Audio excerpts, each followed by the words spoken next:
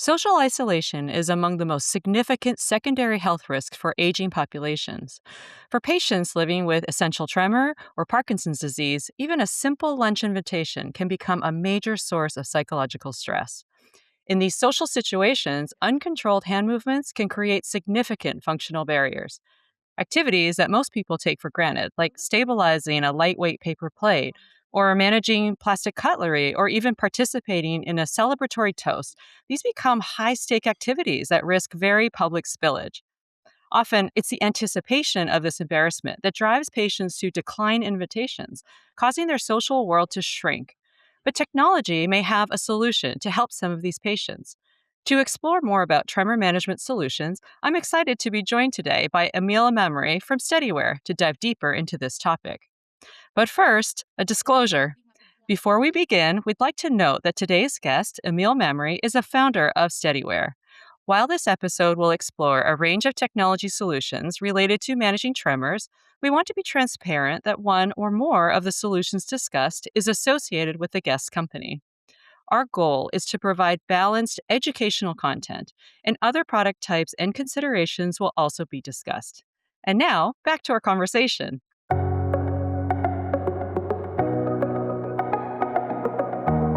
Welcome to Innovative Aging, a podcast for clinicians who want to stay creative, stay informed, and stay connected to what's possible. I'm your host, Carol Chiang, an occupational therapist with 27 years of experience in rehab and home-based care. I know how hard clinicians work to keep their clients aging safely, whether that means hacking together solutions, testing new products, or thinking 3 steps ahead. If you're passionate about helping your clients function better, but just don't have the time to keep up with all the latest solutions, this podcast is for you. On Innovative Aging, you'll hear practical, energizing conversations with experts in rehab, design, and innovation that can spark fresh ideas you can bring back to the people you serve. Together, we can rethink what it means to age well at home and lead the way in shaping the future of aging. Let's dive in. Welcome, Emile. So glad to have you on the show. Thank you so much for taking time out of your busy schedule to come talk to us. It's my pleasure. Thank you for having me, Carol. And thanks to the MedBridge team for setting this up. Yeah, great. So to kick things off, let's start with a quick introduction. Could you tell our listeners a little bit about your background and how you came to do the work that you do? Yeah, absolutely. We started this company around 10 years ago. My background really is in finance and marketing. But both my CEO, Mark Ilyas, and we both have essential tremor in our families. We met in university, and we quickly realized that our grandmothers have some of the same problems. You know, struggling to drink a glass of water, sip a cup of coffee, and when we explored the market to see what was out there, we realized that there was a gap that we decided to fill with our pioneering stabilization technologies for movement disorders. Oh, that's amazing. It's so great when you can bond over something so significant, especially with both of your grandmothers having that.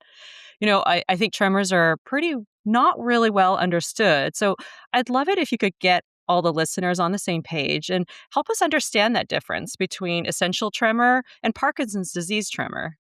Well, there's a wealth of other tremors out there. But today we'll focus on essential tremor and Parkinson's disease. You know, with essential tremor, your tremor is really activated when you perform an activity, like it's an action tremor. For Parkinson's, it's more of a resting tremor. Another thing to note is essential tremor's frequency is usually higher. Parkinson's is lower. Like essential tremor's frequency is between 6 and 12 hertz, while Parkinson's is between 4 and 6 hertz.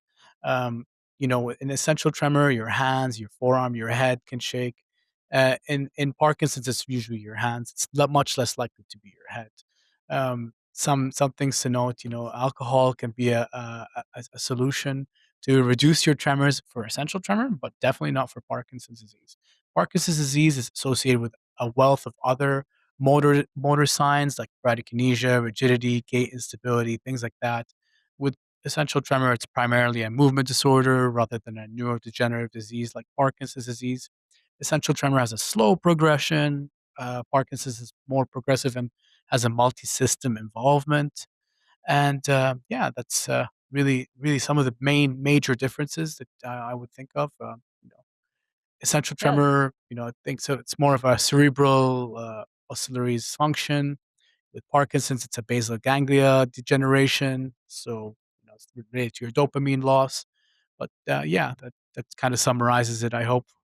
Yeah, that makes really perfect sense. It actually I love what you're talking about with the frequency of it because that really translates into how does that affect your function? So if a tremor is moving quicker, you could envision that trying to do things like putting on mascara is a heck of a lot harder than it Yeah. might be with something slower with maybe Parkinson's disease. So that I think that really helps clinicians understand where the problems are because like I said, tremor is not so it's not so common or I guess let me rephrase that.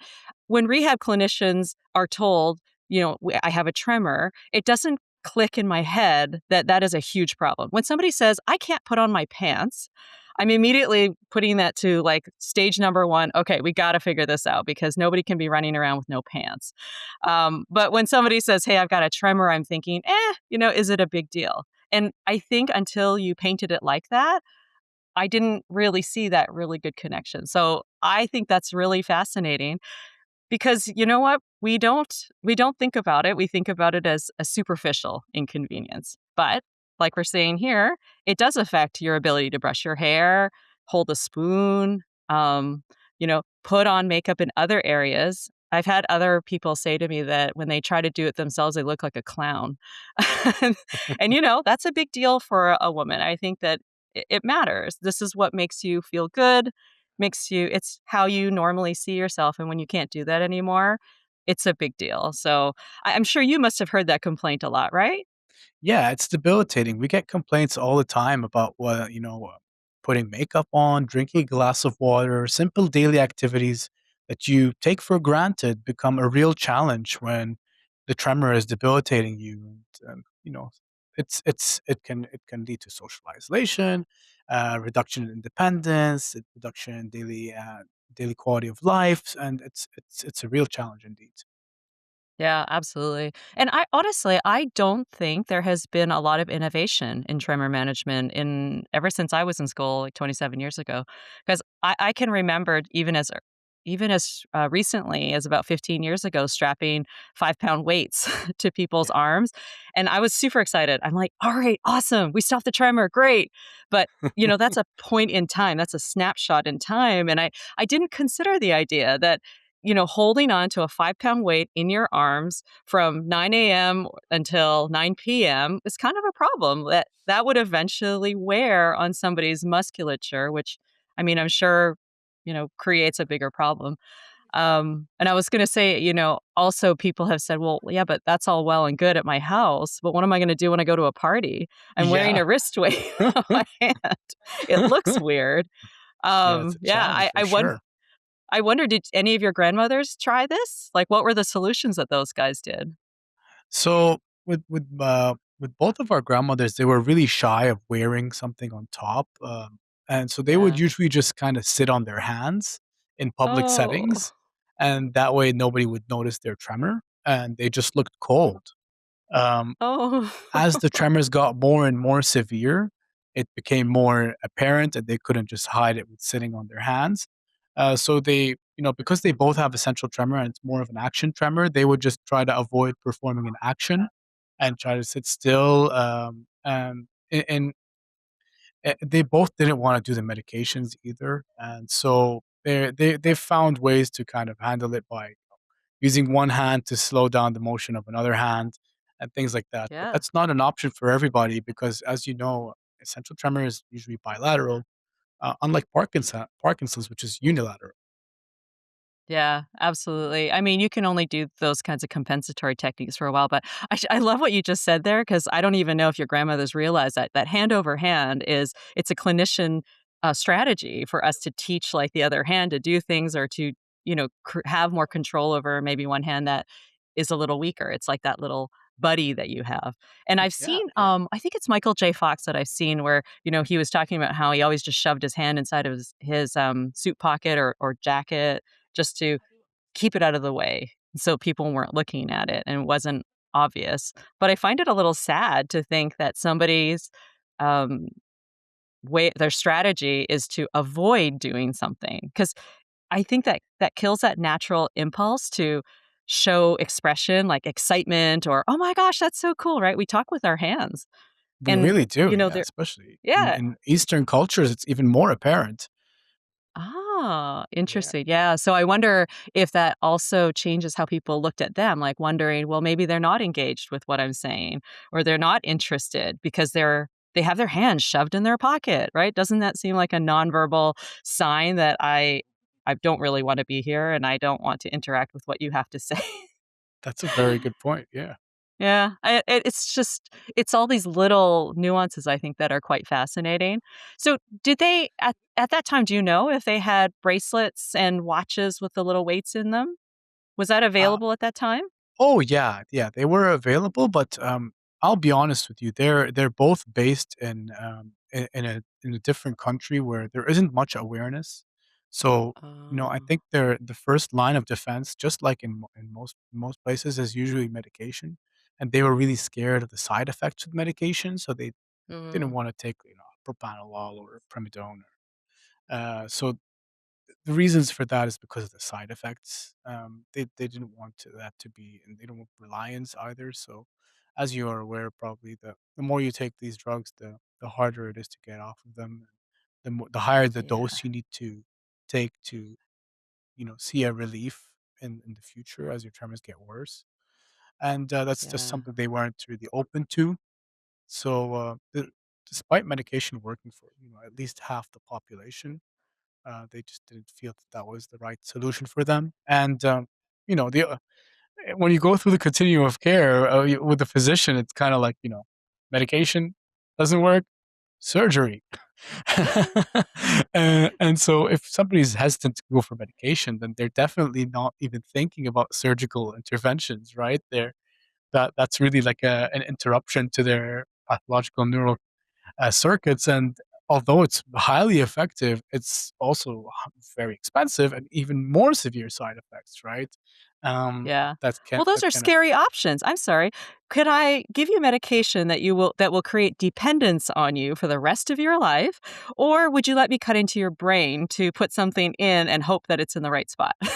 absolutely, yeah, and and OT techniques aren't very prominent there because really the way that the systems work are there. It's out of pocket payment, so people are really scared to incur a continuing, uh, cost on themselves, like, they'd rather just go to the doctor, get the prescription, and leave and never go back, right?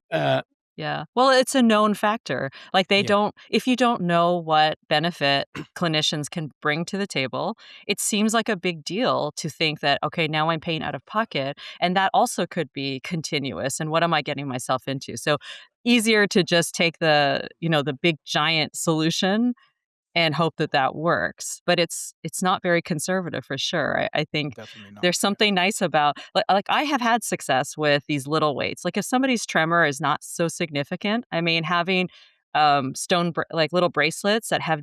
I think they're only half a pound or a quarter pound. They're not really heavy, but they're just like just enough to be able to brush your hair or be able to, stop some of those other distressing consequences of the tremor.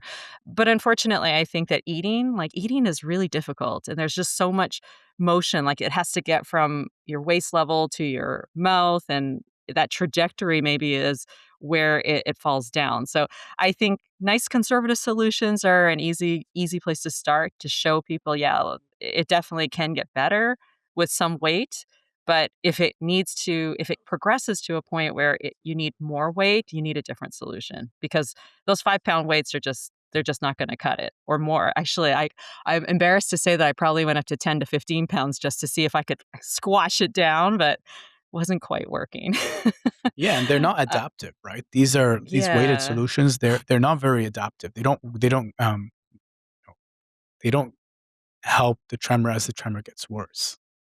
it's definitely not a long-term solution that you can scale. Like Mhm. scale, increase it as it's been a problem. So and, one thing I remember when I had a period of time where I had quite a lot of essential tremors and, and some Parkinson's disease ones, but those essential tremor ones seem to also respond to core strengthening. So a lot of those techniques that clinicians use for stabilizing core for handwriting, for better handwriting, they also seem to work with the essential tremor ones. So I'd have people doing planks, pushing their hands together if they couldn't find a wall or, something. Those all these strategies that OTs are already using, just apply them into the essential tremor zone, and they were having success with that.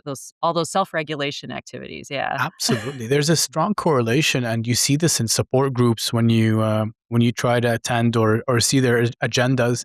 You see a lot of them working on activities like Tai Chi, where it's like slow movement of the body, kind of relaxing the nerves, and they in essential tremor that they see a lot of relief from that, um, from what I've heard with the patients. Yeah. Well, relaxation is definitely helpful because it's the anxiety that increases your tremor, right? I know you mentioned earlier about the alcohol, like that was exactly the same scenario that I had. I worked with a neurobiofeedback physician and he said, "Listen, you need alpha waves. How do we get alpha waves? Well, alpha waves happen after your first glass of wine." There you And, go. and that's well and good, except sometimes that first glass of wine leads to the second, third, and fourth, which might mean that you are dropping things for other reasons than your Yeah. tremor. Yeah, yeah, and that's another thing that you'll see very prominently in these support group meetings. You'll see everybody holding a glass of wine. Oh, really? Yeah.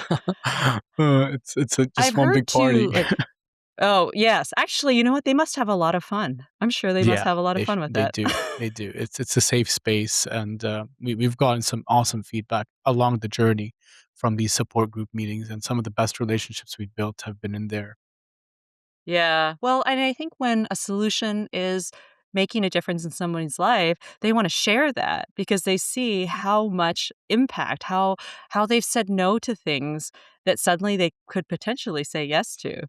So I have a Yeah, trick question for you, Emile. I have tell a me. neighbor. Yeah. I have a neighbor with essential tremor, and he is a fisherman. And he was inviting us over to get some fish, and he said, "Would you like me to fillet it?" And so he's holding this big giant knife, long skinny tip, and I'm thinking to myself, like, I mean, even just holding it up to ask me that question, there was quite a lot of tremor. And I'm thinking, wow, like, filleting a fish takes a lot of work or a lot of finesse. And he did it. He did it, but it was messy, but it gets done.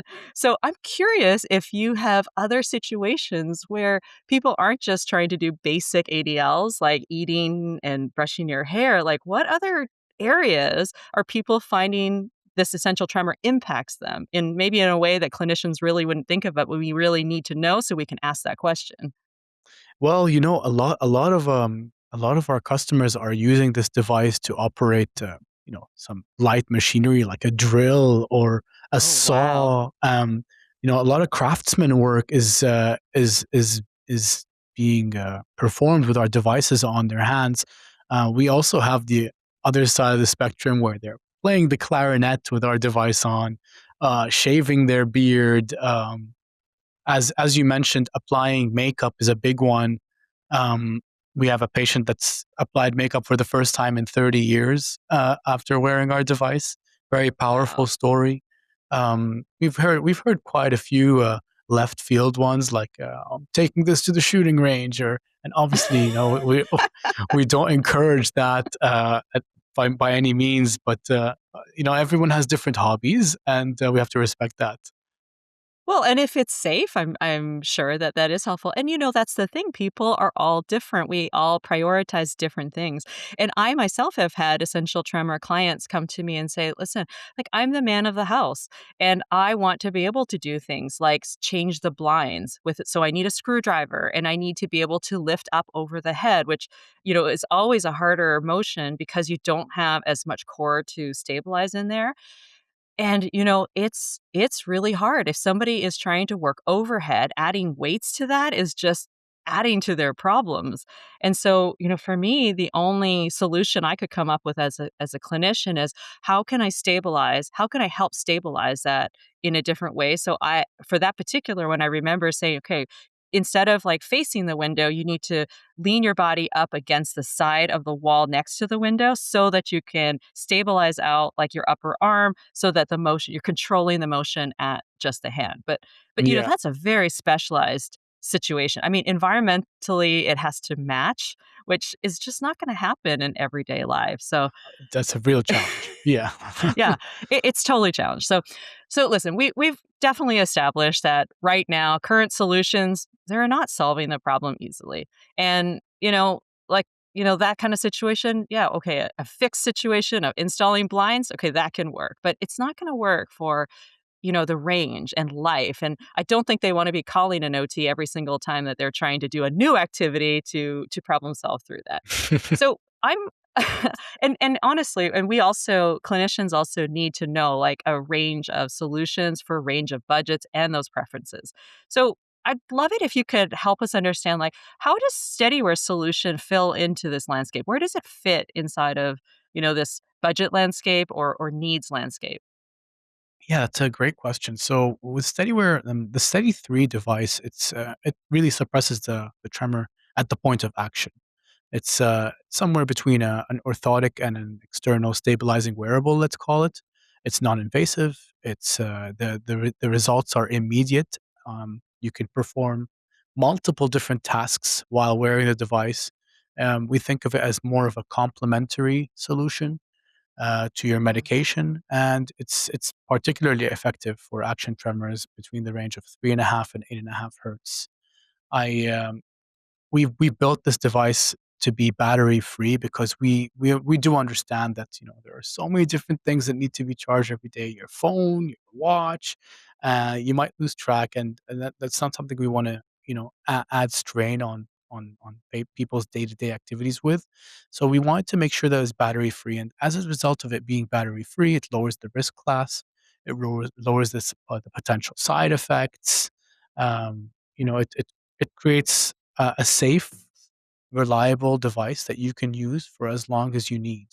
And in terms of affordability, our device retails for $800, and there are quite a few different, you know, eh, reimbursement pathways that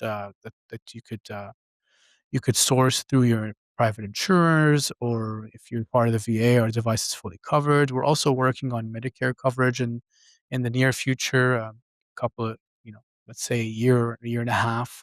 And something to also note is we do offer a payment plan where you can make a monthly payment for the same as your utility bill, somewhere between 60 and $70 a month over a year, and you could get the device fully paid off. We also offer free shipping and returns to make it as easy as possible for you to try it from the comfort of your home. And very soon we'll be rolling out a demonstration program where you can try it in your physician's offices, and that way you can be more comfortable with either your clinician or physician, like any form of clinician, I should say. Um, and that way, it's a lot more easier for you to try it out in a safe space, in a comfortable environment, and ask any questions that you might have. We really Yeah. try just to meet the needs of the patient with our device. We want something that's non-pharmacologic, non-surgical, and it fits into the continuum of care. Definitely, more awareness is required there. We want it to be seen as more not just a cool gadget, but something that's strategically placed as a category product in the clinician's toolbox. Yeah. And can you talk a little bit more about the trial period that you're talking about? I mean, I think you might be referring to the Medicare code of demoing. Is that right? So there is a CPT code where clinicians can use to demonstrate the product, 99760, I believe, and that's just for orthotic fitting. And so Okay. that way, the clinician actually has a billing code that they can use to perform this activity with the patient, and there's definitely value there. Nobody's time is wasted. Um, yeah, I think that's really important because, a lot of times, clinicians are really cognizant of, well, how can we get this time reimbursed? And some of the most valuable time is truly our problem solving time and helping people decide, and show them how it could work or in what situations in practice. Because I think, like what you were saying before, you're part of a bigger continuum of solutions. It's like a conservative option that can lay on top of maybe some medication, maybe decreasing some of it or whatever. But it's figuring out what that recipe is, and part of that recipe to me is having clinicians, brains working in there also to help make those decisions and help show a client, well, let's try this, let's add this and see what happens. Like, does that help or not? And it's possible that it isn't for everybody, right? I mean, I can attest as well that, I have also tried your product before, and there have been times where people have said, yeah, like, it does help a little bit, but the weight of it drives me more crazy than not. So you know what? That's not perfect for them, and that's okay Of because course. they're choosing, right? They're choosing, Yeah. like, that they would rather do a different solution. So for them, maybe you up the meds, decrease, like, the conservative, because that's what's important to them. I couldn't agree more, Carol. And you've seen the progression of our technology over the years. We're in year 10 of this business now. We're in year 6 of commercialization, so we're on our third iteration of the product. The devices have gotten much smaller, lighter, but there's still a sample of the population that it still finds it too heavy. And we're working on a newer version now that should be available next year, and that will distribute the weight more effectively across not just the forehand but also the forearm, to really address that concern, because the weight is still, even at half a pound, it's still a problem for some people, and that's something that we would want to address head on. That's fascinating because, as the way that I had met Steadiwear was through a patient. A patient came to me and said, "Here is something that, we got as a prototype in Toronto, and, we've really found that it works." So that first generation one, it straight up looked like an Iron Man glove. I mean, it was like, wrist cock up splint from the MCPs all the way halfway up the forearm with a big giant, Yeah. metal piece in the middle. And actually, I thought it looked really cool. Yeah, well, And we've she come a wasn't long way. embarrassed about it. Yeah, she didn't. Yeah, I mean, literally, this family, spent her Monday through Friday, in a care home, and then weekends she spent with her kids. And if they forgot that thing, for the weekend, they drive right back home and get it because Yeah. it was so effective at helping her be able to feed independently and going to a restaurant. It was huge because she doesn't want her kids to have to feed her because she can't feed herself. She wants the dignity to do it herself. And if she's wearing, this Iron Man glove, that's okay because you know what? It's part of that superpower of I can feed myself, and nobody else has to know about that. Yeah.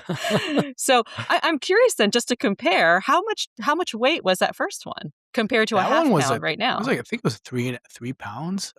Woo! Yeah.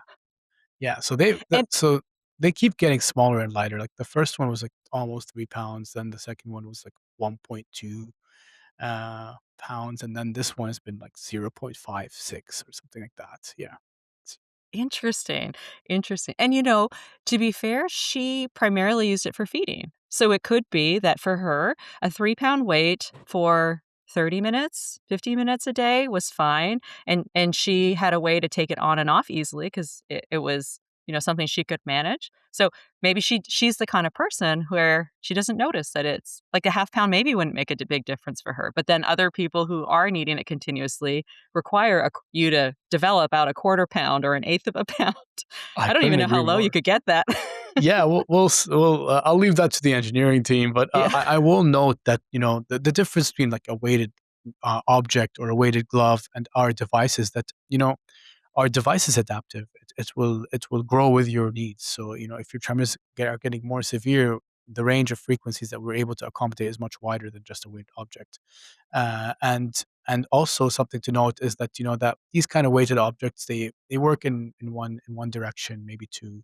Our device works in 6 out of 7 directions, so it's really accommodating a much wider range of frequencies and a much wider range of tremors, overall. Like, with the most recent one, we're seeing, our clinical study says 5 out of 6 patients saw results, significant improvements. But I should note that, in real world evidence, we're seeing that number closer to 3 out of 4, and which makes sense because the sample size was pretty small in our study, and it was a even though it was a single blind study, and we saw really, really good results from it, and nothing works as effectively as releasing it into the public. When you release something into the public and there are, you know, thousands of people using it, you're going to get into the nitty-gritty, something that you can't do in a clinical study. Yeah, I totally agree with that. I totally agree with that. And actually, now that you mentioned like your technical side, like can you help us tell us a little bit more about that technology in there? Because actually that was the thing that I found really fascinating about it. And the reason I ask is because clinicians spend a lot of time educating their clients about why something works or why they're making decisions about one solution or the other. And I think it would be really helpful for them to understand, what it is so that they could pass on that information. Absolutely, yeah. So, I should note that our CEO is a structural engineer, so he drew inspiration from earthquake design.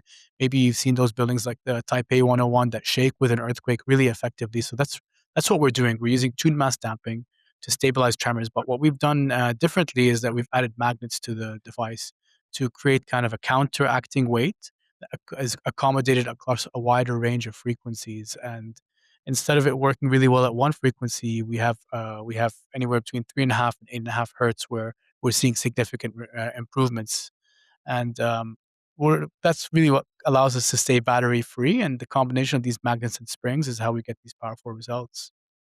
Yeah. I think it's really an easy concept for clinicians to understand because we utilize counterweight motions all the time, right? When we're trying to Absolutely. transfer a patient or whatever. So super easy, I think, for clinicians to be able to show a client like, well, why does it work? Or why is it battery free? Or why is that different than just a standard static weight that is just like pulling instead? So yeah, we talked about lots of ideas. I'm wondering if you can help a clinician understand, like when would we decide that this is the right fit for that patient's needs or maybe stage of care?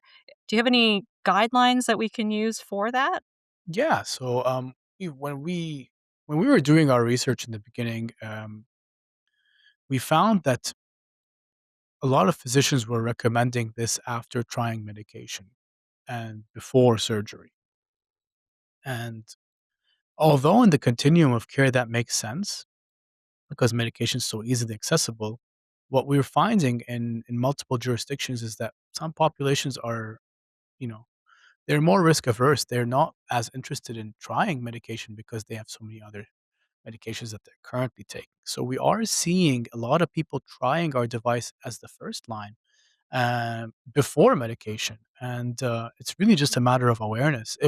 We if we are able to get as much awareness as we think is required on this subject, then we will see that spike in first line treatment or first line care, I should say, rather Yeah. than exploring the pharmacological or surgical and them dropping out of the continuum of care completely because they think that those are the only two options available.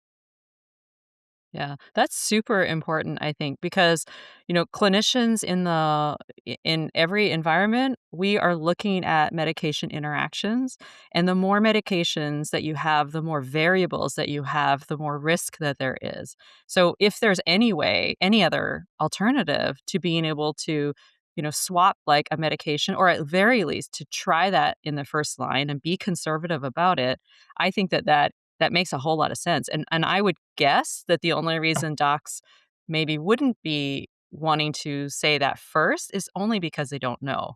So Absolutely. It's a matter of awareness. And to your point about when is the right time, as long as they want to maintain the independence, they think that they want to avoid medication. Or even, like they're not a candidate for surgery. These are all different stages, right? But our device fits into all of them. Budget yeah, constraint is another one. Our device is definitely on the more affordable side compared to medication and surgery on the longer term. I should note that, like, if your tremors are anywhere past mild and you're dealing with any type of daily activity impairment, then this device should be able to help you and support you through those processes. Yeah. Well, and DBS comes with risk of infection, risk of like problems later on. And, that's a scary, scary area. And, I'm remembering doing a talk with a Parkinson's group where there was a DBS surgeon there. And one of his slides had shown that, the amount that they can fix it is they can get it to maybe 60% of the tremor.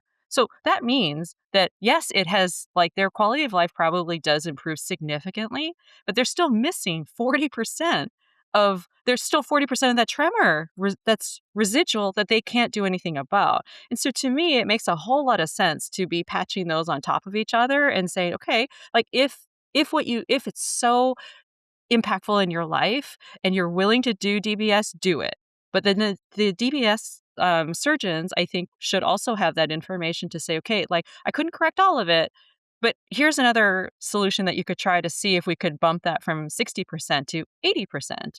And of course, maybe ideally that gets to 100, and maybe that last 20% is just a tiny bit of medication. I'm not sure, but like they all have to play together in whatever frequency that makes sense for Absolutely. the They client. need to complement one another. And I should note that of course you should always check with your technician to see if our device is a good fit to complement your DBS surgery. But we have seen customers reach out to us, purchase our device post surgery uh, because of issues that you're addressing here. Mm. That the DBS didn't suppress the tremor enough, and that's not, I should note that our device is more of a tremor suppression solution rather than a eliminator. Ah, Because but yes. like you said, there really isn't a one solution that can eliminate the tremor completely. Listen, if there was an on and off switch for everything that clinicians did, I mean, I don't even know why we'd be talking about this, right? There never is. There never is. Even any kind of medications always have risks and things where it doesn't work for everybody.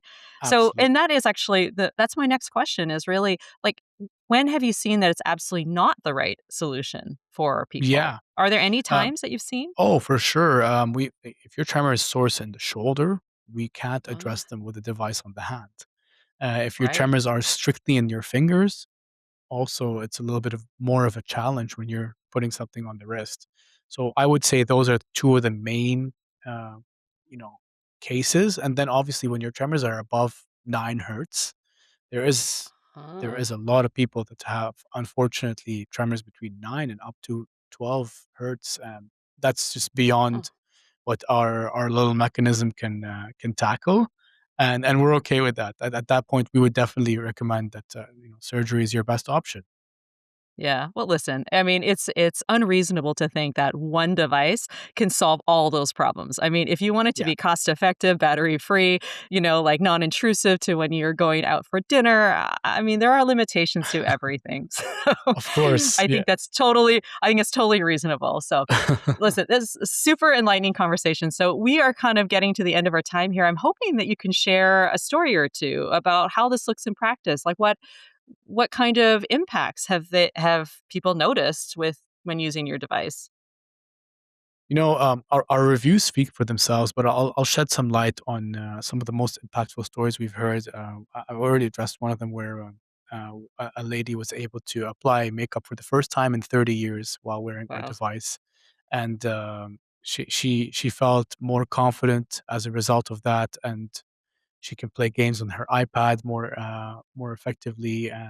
Some of the other stories that we've heard are, we have a patient that's undergone 2 types of surgeries, and the tremors kept coming back. So our device Hmm. really was uh, was complementary to those surgeries, and is now his primary source of tremor suppression. We've seen some better stories where we've heard, I'm able to write my name again. I'm able to eat soup in public again. Uh, you know, um, Play the clarinet was another one that always rings a bell in my head because it's a it's a tough activity to perform while you have a tremor. So those are some of the ones that come to mind off the top of my head. Yeah, Yeah, those are amazing. And again, it's very, very related to ADLs. Like, what's absolutely. important to the client? What gives Yeah, meaning to their lives? yeah. These are the kinds of things that we want to address. So, if that's an option, great. Let's like provide that option and see. Yeah, So, and you know what? When we surveyed the population, that's really what we saw. We saw drinking, eating, writing were the main three things that were a real challenge. Getting dressed, yeah. we were very fortunate to be able to survey the population of some larger tremor organizations, um, and uh, and we got some really really good feedback there, which really helped us build our first version, and then we went back and surveyed them again to better understand what they'd like to see for the next one. And we try our best to survey as many patients as possible every time. Yeah, and I think there's a lot of value to that, that when products really ask the users, ask them what they want instead of telling them what they want, it feels so much more collaborative. And then everybody, they get what they really need because they know their body's the best. They Yeah, I know. couldn't agree Uh, more. And like the cherry on top is to find the payer solution in there too, right? To make sure that yeah. there's a way to get it covered. And that's what our plan is to work on for the next version. Well, you need visibility for that, right? Yeah. You need the people to go to their physicians or whatever to have visibility to say, "Hey, this solution really works." And we want to be able to have other people have that covered. So, like, let's do this together. So, again, it's critical mass. You need everybody to kind of do it at the same time. So, to wrap up today's discussion, what would you say your top three takeaways are that clinicians could use to guide their practice tomorrow? Thank you, Carol.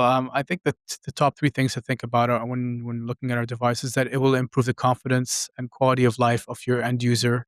It's definitely an affordable and low risk solution, and the efficacy rate is significant. It's high. We're seeing great results with both Parkinson's and essential tremor. I'd leave you with that, and I hope that you reach out to me in order to receive a demo kit for your clinic. Yeah, awesome. I hope that people do try it out and see. I mean, there's nothing to lose, honestly, if you're just offering options to your client. So how can people reach you if they want to learn more? Yeah, so you can reach me at my website is steadiwear.com. Steadiwear is spelled with an I, and my email is just my first name at steadiwear.com. I'm sure that they'll be in the notes of the Yeah. conversation. And yeah, you can also find us on Instagram, Facebook. I think we're on TikTok now too. So yeah, we do our best to try to keep up with these different social media platforms. And LinkedIn, we can send you messages through there, right? Oh yeah, yeah. I'm definitely Okay. active there too. You know that, Carol. Easy to find, easy to find. All right, well, Yeah, that's the key, right? no All barriers. right, well, so that's all the time we have for today. So thank you so much to Emile Maamary for these insights and takeaways related to tremor management. And before we go, wait, okay, one more time. And before we go, just a quick reminder that this episode is intended for educational purposes only, and it doesn't represent an endorsement of any specific company or product. We reference types of solutions, but these are to inform clinical decision making and not to promote specific brands. Thanks for tuning in to this episode, and I hope to see you all again next time. Bye bye.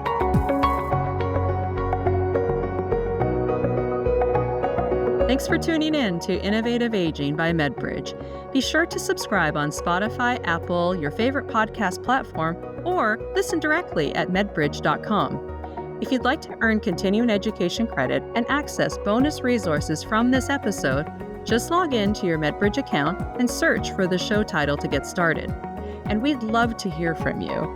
If there's a topic you want us to explore or a guest you'd love to hear from, reach out via Instagram or email us at podcasts@medbridge.com. Thank you for the work you do and for joining us as we explore what it truly means to age in place. See you next time.